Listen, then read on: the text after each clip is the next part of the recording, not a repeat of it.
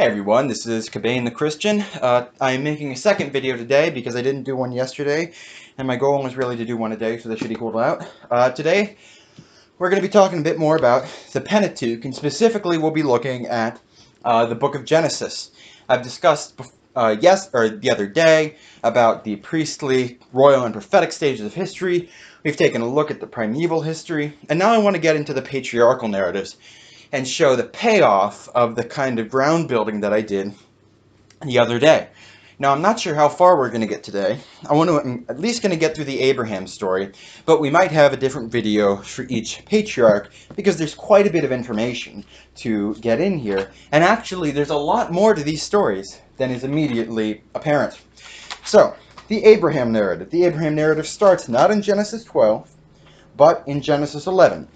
In Genesis 11, we have a chronogenealogy that takes us down from Shem, who, remember, is the covenant son that is selected in Genesis 9, where the special covenantal name for God, the Lord, Jehovah or Yahweh, is used to describe the blessing that is put upon Shem. We have a chronogenealogy because, remember, there's the people of God are holy, and you measure holy spaces and times, so there's a chronology associated with this because the time of their lives is very precisely measured out. And you also have the story of the Tower of Babylon. Now, the city here is called Babel, but it's just the same word as Babylon.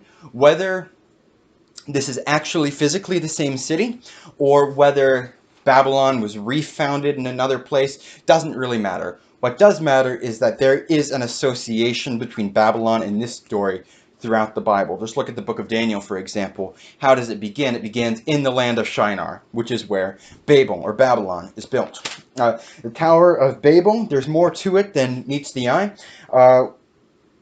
We are told in Genesis 10 about Joktanites, who are sons of Shem, who move east. And in Genesis 11, it uses a pronoun they, and as they moved east, or from the east, that is the people who were moving east in Genesis 10, they began to build a city and a tower. So what we see here, we know from Genesis 10 that this is associated with Nimrod, who is a descendant of Ham, and here we see the descendants of Shem, specifically from the Joktanite line, taking a leading role in this project. Now, all nations were involved, but it was the Hamites, these descendants of Ham, and these descendants of Shem, who took a leading role. And there is both a tower and a city, temple and city, cult and culture. Those two are always associated because it's from the temple that the living waters flow to glorify the culture, or, as in Babylon, Jerusalem, and Revelation, it is blood which flows out and destroys the culture and makes a culture of death.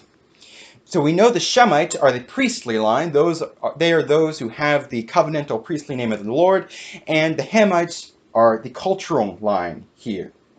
In Genesis 9, we're actually told that that it's the descendants of Japheth who will be the cultural line, and they'll be brought into the tent of Shem. I think that has a lot to do with Paul's mission as tent builder to reconcile Jew and Greek, the synthesis of Hellenistic philosophy and Hebrew prophecy. I've talked about that before in another video. You can go check that out if you're interested. As we've talked before, Nimrod is described as a mighty hunter or a mighty slaughterer before the Lord. Note that language, before the Lord, that is sacrificial language. And just as Cain killed his brother and then built a city, that is, by the way, a reference to a threshold sacrifice. Remember when Jericho is rebuilt by Hiel in the book of Kings? There is a offering of the king's son, and on that blood the city is built. In the tradition of the Romans, Romulus kills Remus, and on that foundation builds a city. Well, we have the same kind of language used here because Nimrod is the second Cain. He's a royal figure, and he is a killer. He's a mighty slaughterer before the Lord. And on that bloody foundation, he builds the city of Babylon. Their goal here is to make a name for themselves, And just like in Genesis 3, where Adam took what was going to be given to him, but before time, so also they do the same here. They are trying to exalt themselves to the heavenly council instead of waiting for God to do it for them. So there's more I could talk about here, but my point I want to make is that this is the Shemites, this is the Hamites, they're joining together and they're leading this project to build a tower and a city, or a temple and a city, and all of the nations of the world are involved, and this is and many of them are involved as conquered people. Nimrod is a mighty slaughterer before the Lord.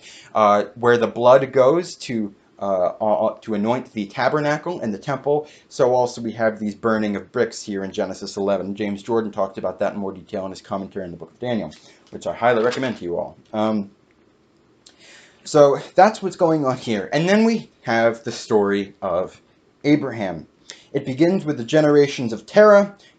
Terah has a couple kids, and then he takes Abram, his son, and Lot, the son of Haran, his grandson, and Sarai, his daughter-in-law, his son Abram's wife, and they went forth together from Ur of the Chaldeans, and to go into the land of Canaan. But when they came to Haran, they settled there. The days of Terah were 205 years, but Terah died in Haran. And then Abram moves from Haran to the land of Palestine.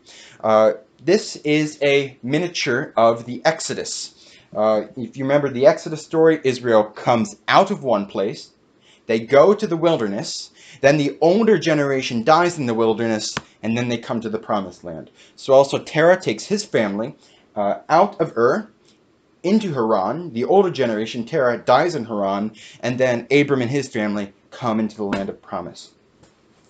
This is a pre-Exodus, and the pre-Exodus is out of Babylon. That is followed by the Great Exodus, which makes the principal covenant of the Old Testament in the book of Exodus, and that foreshadows what we see in the New Covenant. There is a pre-Exodus. Israel returns from exile in Babylon, and then Jesus comes, and that is the Great Exodus, which leads us out of slavery to sin and Satan. So that's the context here, and let's listen closely to what God says to Abram. He says, "Now go from your country and your kindred and your father's house to the land that I will show you, and I will make of you a great nation. And I will bless you, and I will make your name great, so that you will be a blessing. I will bless those who bless you, and him who dishonors you I will curse, and in you will all the families of the earth be blessed." So we see here that God promises to make for Abram a great name, just as the builders of the city of Babylon were trying to make for themselves a great name. What they tried and failed to steal, now God freely promises to give to Abram. We saw in Genesis 10 and 11 that all the nations of the world were placed into a forcible unity, but God broke that unity apart by dividing their language and their lip. And by the way, in the Bible, there's a difference between those two. Language is what we think of as language. Lip it refers to your religious confession. It refers to which God you call out to. Abram in Genesis 12 calls out the name of the Lord. In Zephaniah, we're told that people of many languages will have a single lip. In Isaiah 19, we're told that all nations will speak the lip of Israel. That means they'll confess the name of the Lord. David says in Psalm 16, "I will not take the name of other God on my lips." And so what God does is he first breaks their linguistic unity, and he also breaks their religious unity. He diversifies the idolatries of the world.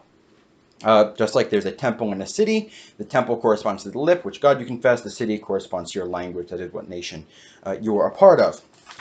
So in Genesis 12, we see that this project is going to be reversed in a particular way.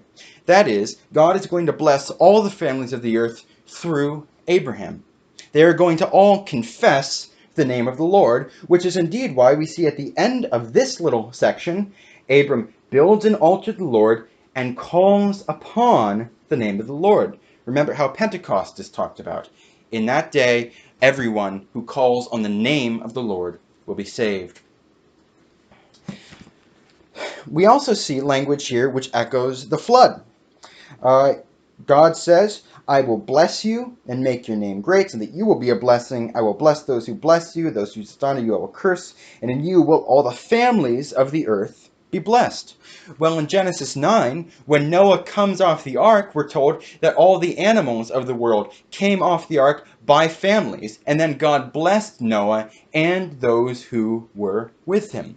So the traditional Christian typology of the ark is the church, the many animals or the many families of the nations who are saved with the church, that is justified here. And that is why at the end of Genesis, as we'll talk about in another video, we see a famine, which is said to come upon the whole world, just as the flood did. But this time, all nations are saved with Joseph, who feeds them. Just as Noah gathered in all sorts of food into the ark, so also Joseph, as the new Noah, gathers all sorts of food into his ark, and this time the nations are saved because they are fed by Joseph. But what we see here is that God is promising to build an ark of Abraham, and he's going to bless the families of the earth covenantally through that ark which he is building.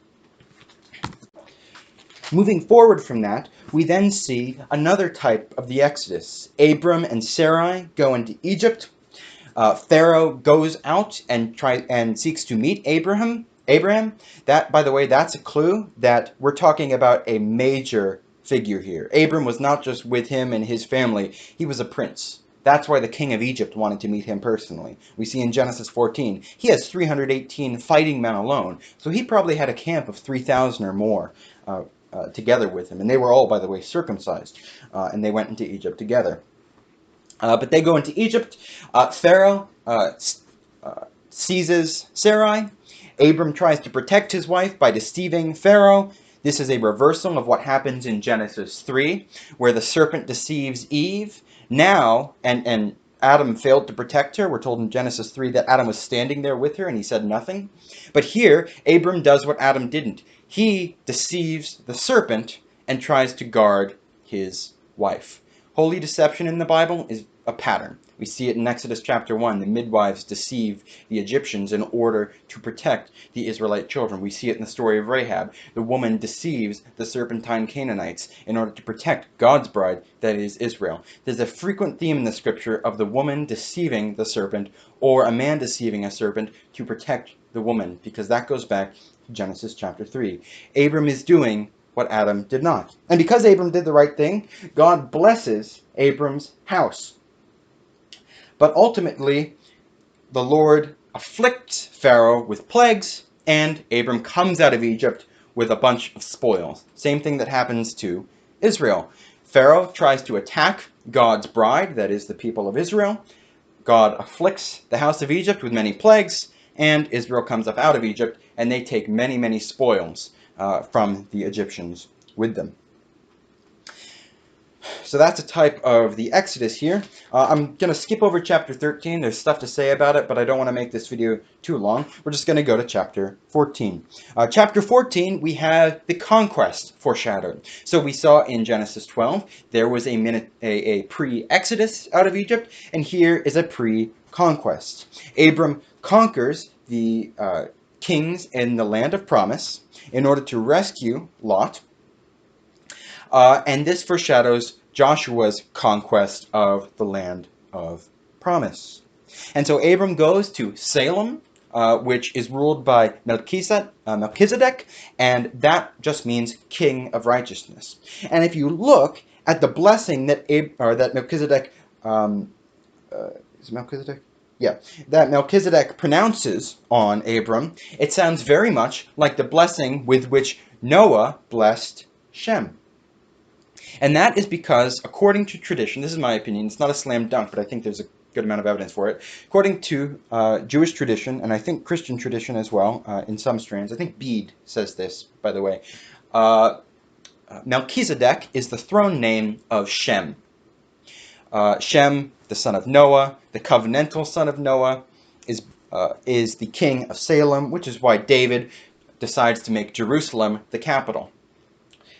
And Abram tithes Shem, or Melchizedek, with bread and wine, or Melchizedek brought out bread and wine to Abram. And what did we see in Genesis 9? Noah, after receiving the inheritance of the world, he drinks wine in sabbatical rest, and then Shem is made the covenantal son. So also here, Melchizedek, who I believe is Shem, the son of Noah, he has that wine of sabbatical rest as Abraham, or as Noah's heir, and he gives that to Abram, who is thus made the heir to Noah, the heir to the world. So just after Abram makes this conquest, Abram is promised an inheritance of the world. And just as God created the world and then gave Adam a little slice of it in Eden, but told him to go out and subdue the whole earth, so also after we see that Abram is made the heir of the whole world, because of course all the families of the nations are going to be blessed through him, God gives Abram a little slice of the world in Genesis chapter 15. Abram is afraid that Chedorlaomer is going to come back and attack him, so the Lord says, I am your shield. I will protect you. And this corresponds to the inheritance of the land under Joshua. After the conquest, they build an altar, and Israel formally swears allegiance to the covenant by which they will possess the land. So Abram has an exodus, he has a conquest, and now he has a promise of inheritance. Now there's a pattern in the Bible that after God makes a covenant, people break it. God made a covenant with Adam and Eve, and the first thing they do is they break it. So also here in Genesis chapter 16, the first thing Abram does is he breaks the covenant. Now it's not a severe violation of the covenant, so the punishment is not severe, but nevertheless it fits in with this typological pattern, which again happens at Sinai. God makes a covenant at Sinai, Israel immediately breaks it with the golden calf.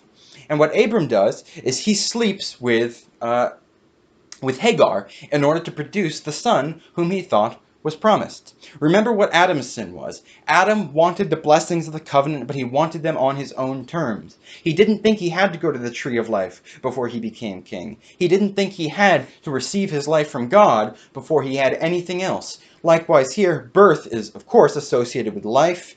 The resurrection is a new birth. So also, Abram takes life on his own terms. He tries to fulfill the promise of the covenant before God gives it to him on God's own terms. So Abraham breaks the covenant. And then in Genesis chapter 17, there is a renewal of the covenant. Just as after the fall with the golden calf, God renews the covenant with his people in Exodus 33 to 34. And just as after Adam breaks the covenant, God promises to renew it through the seed of the woman. So also here, God promises to renew the covenant with Abraham with the covenant of circumcision.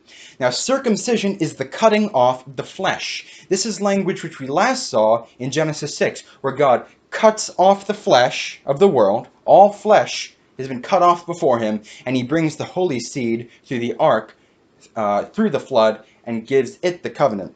So also here, Abram cuts off the flesh, but the holy seed, the promised child of Isaac, will be preserved through that cutting off. And this is the basis upon which the covenant is renewed. Abram has to go through a death and resurrection. The flesh has to be cut off so he can come out on the other side. And this begins a recapitulation of the flood story in the life of Abraham. Just as God said he would cut off all the flesh, and he told that to Noah, and he would preserve the ark through it, so also the cutting off the flesh is spoken of here. And what we see after this is the fall of Sodom and Gomorrah. Indeed, the 4 out of 5 of the cities of the plain are destroyed here. Now, in Genesis 15, Abraham is given a vision, and there are many words in Genesis 15 which allude to the prophetic calling. And remember what we talked about before. A prophet is someone who has God's ear. He's on the divine council. He can give God advice. He governs the world together with God. So we see in Genesis chapter 18 that Abraham now has God's ear, and he makes intercessions for Sodom. This is what prophets do. This is what Amos and Hosea does. Jeremiah, remember, is told not to intercede. Moses makes intercession for Israel, and so on and so forth. And also, I just want to point out that God comes to the doorpost of Abraham's tent with Sarai. The doorpost in Scripture is a sign of birth giving. You will see that over and over again throughout the Bible. When God promises Samuel to Hannah, for example, she is at the doorpost. So that's something cool. Um, so Abraham makes intercession for Sodom, and ultimately an agreement is made that God will never sweep away the righteous with the wicked. And so this is what happens.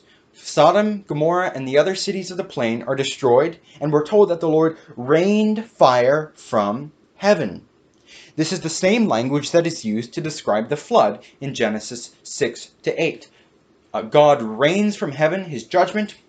The wicked are destroyed, but God brings out the holy seed. So Lot and his family, apart from his wife, of course, are brought out from the destroyed cities. Note also here that we're told in Genesis 19:23 that the sun had risen on the earth. Then the Lord rained on Sodom and Gomorrah sulfur and fire from the Lord out of heaven. The rising of the sun alludes to the day of the Lord.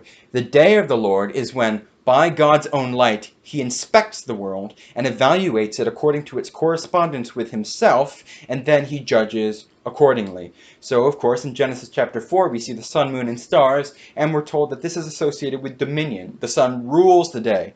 The moon rules the night. In Amos, we're told, why do you look forward to the day of the Lord? It is darkness, not light. And so in Genesis 1, after each creation day, apart from the second, God evaluates the world and he says, it is good. Well, here the sun rises on the earth. God evaluates these cities and he says, it is not good. So he rains fire out from heaven. And this is a recapitulation of the story of the flood. God cuts off the flesh, Genesis chapter 17, and here we have a flood where Lot and his family are preserved while the rest of the Sodomites are destroyed. So what happens right after this? Well, after this, Lot and his daughters, after being told to flee to the mountain, that is the mountain where Abraham is on, Lot and his daughters, they don't trust God. And where do they go? They go under the earth. This is a reversal of what happened to Noah. Noah was faithful, he came through the flood, and he was exalted to the top of Mount Ararat, where he drank wine in Sabbath rest. But Ham sinned, and God cursed Ham's descendants, that is, the Canaanites. So also here, instead of going up to the mountain, Lot and his daughters go under the earth. And Lot gets incredibly drunk and has incest with his daughters, and that produces Moab and Ammon, who perpetuate Sodomite, Canaanite culture. This is more confirmation that we're talking about a flood narrative here. After this, we have another recapitulation of the Exodus. This is with Abimelech, who is the king of the Philistines. And I want to note here, in Genesis chapter 10, the Philistines are said to be related to the Egyptians. So there is an association between the Philistines and the Egyptians throughout the scriptures. Just as Moses conquers the Egyptians, so to speak, and comes out with spoils and builds the tabernacle, so David, a new Moses, conquers the Philistines, and from the spoils of his wars with the Philistines, he arranges for the building of the temple of the Lord, which Solomon completes. Then we have the birth of Isaac, and just for the sake of time, I'm just going to note that and then go to Genesis chapter 22, because remember what I've been saying. This is all about the renewal of the covenant that Abram broke in Genesis chapter 16. God said he would cut off the flesh. Then he rained fire from heaven on the cities of the plain. He preserved the holy seed. He told Lot to go to the mountain, but Lot went under the earth. And now the holy seed has been preserved. And just as God told Noah to be fruitful and multiply, so also here the covenantal line is perpetuated in the birth of Isaac. And just as Noah offered an ascension offering on the mountain of God in Genesis chapter 9 on Mount Ararat, so also Abram, who is the second Noah, remember that's clear in Genesis 12, Abram offers his ascension offering in Genesis chapter 22 with the offering of Isaac. This is the completion of the covenant of circumcision. It is the seed of the woman who goes through a death and resurrection experience and is thereby glorified. Abram committed the sin of the flesh in Genesis chapter 16, but here the flesh is cut off because his son is put to death and resurrected, typologically speaking. And as Noah offered the whole creation to God in Genesis chapter 9, after which God said, Noah, you can have the whole creation, you can eat all the animals. So also here, Abraham offers his own son, and then God gives his son back to Abraham. God God renews his covenant, and this is in, by the way, Genesis 22:15-19, where the angel of the Lord, who's Jesus, says, "By myself I have sworn, declares the Lord, because you have done this, and have not withheld your son, your only son. I will surely bless you, and I will multiply your offspring as the stars of heaven, and as the sand that is on the seashore. A new heavens and a new earth, the stars and the ground. And your seed shall possess the gate of his enemies. And in your seed shall all the nations of the earth be blessed, because you have obeyed my voice." So we've got curses in Genesis 3, but now in the seed of the woman, we have all the nations being blessed, and the covenant is renewed. Note also that Isaac is replaced with a ram. Now, there's one time that a ram is used in the system of offerings described in Leviticus, and that is in the reparation offering, or the restitution offering, I believe it's Leviticus chapter 5. This is the fifth and last offering. Now, if you check out my video, The Cross of Christ, from the Old to New Testaments, I'll talk about how the restitution, the concept of restitution and reparation, is integral to the biblical theology of the death of the Lord Jesus of both Old and New Testaments. But here I'm just going to point out that the ram is in the restitution offering, and in Isaiah 53, we're told that the servant makes a restitution offering, usually translated a guilt offering. So the ram replaces the seed of the woman, and the seed of the woman is associated with the restitution offering, so also the servant is associated with the restitution offering. The ram is caught in the thicket, just as God said thorns and thistles would grow up because of the curse of Adam. And this is what foreshadows the resurrection of Jesus. So if you remember, there was a pre-Exodus in Genesis 12, then there was a pre-conquest in Genesis 14. Genesis 15, Abraham was promised the inheritance. But there had to be a flood, there had to be a judgment. That corresponds with the exile to Babylon. Then there was a pre-return from exile in Genesis chapter 20. And then we have the covenant renewed and fulfilled in Genesis 22, which foreshadows the resurrection of Jesus Christ. So looked at from a particular perspective, the narrative of Abraham corresponds to the whole history of the covenant, from Israel's covenant at Sinai and their exodus to the renewal of the covenant under Jesus Christ through his death and resurrection. And this is the reversal of the first fall in our triple pattern. Remember, the first section is a priestly section. Adam's fall was he attempted to take life on his own terms. But here, Abraham reverses that. Unlike Adam, he guards his bride. And unlike Adam, he acknowledges that all life is from God, and he can only be blessed on God's terms. Because when he is willing to offer his son as an ascension offering, that is the consecration of that life which God had given him to God. That is what Adam did not do. That is what Abram does. Abram builds altars, and he builds altars at oases, because in Genesis 2, there was a well on the top of Mount Eden, and then there was a garden around it. Abram gathers people around these oases sanctuaries to worship. Abraham is a reversal of Adam. That is what reverses the first section in that three-fall pattern.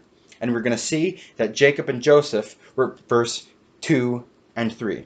But I'm going to conclude that video, this video right now. And I thank you very much for listening. And God willing, I will see you tomorrow.